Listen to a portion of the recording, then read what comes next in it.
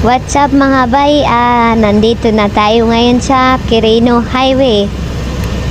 Nag-out na tayo galing trabaho. Tayo'y pauwi na. Nandito para si Jokes TV. Shout out sa'yo, Jokes TV.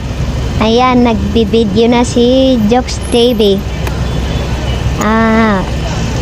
Ingat palagi, Jokes TV, sa iyong pagbibideo habang ikay nagmumotor. Dito pala sa Quirino Highway. Medyo mahaba-haba talaga yung traffic dito. Mas lalo na pag sa umaga, rush hour. Tsaka sa hapon, alas 6 ng umaga.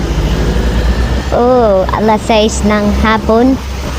Ayan, alas 4 pa lang ng hapon. Medyo traffic na talaga. Parang hindi na umusod yung mga sasakyan papunta Novaliches. At tayo